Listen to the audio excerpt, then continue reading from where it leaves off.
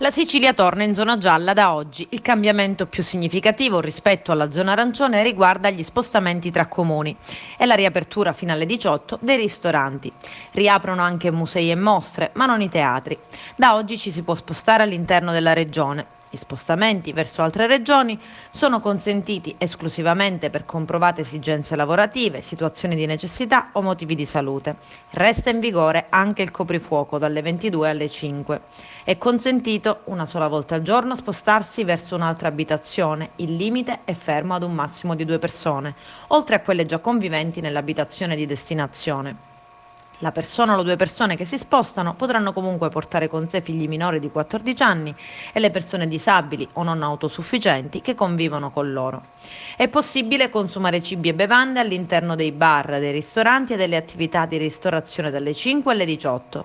Negli stessi orari è consentita, senza restrizioni, la vendita con asporto di cibi e bevande. La vendita con asporto è possibile anche dalle 18 alle 22. La consegna a domicilio è consentita senza limiti di orario.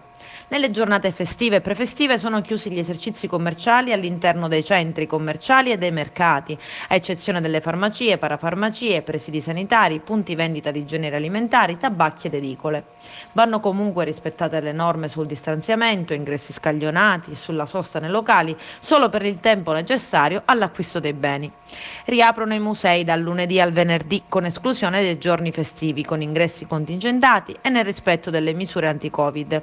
Alle stesse condizioni sono aperte al pubblico anche le mostre.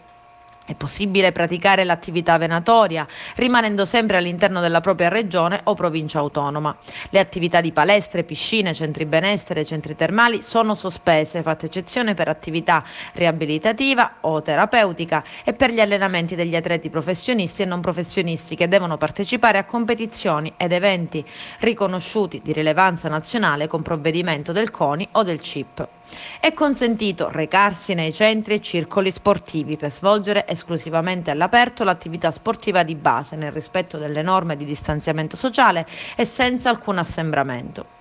L'ordinanza del governatore siciliano recepisce integralmente quella nazionale, ma conferma alcune misure particolari già in vigore, ovvero l'obbligo di registrarsi al portale siciliacoronavirus.it per chi entra da fuori regione e l'indicazione di sottoporsi all'arrivo al tampone antigenico rapido da ripetere dopo qualche giorno, qualora non si sia in possesso del certificato di negatività a quello molecolare eseguito entro 48 ore dalla partenza.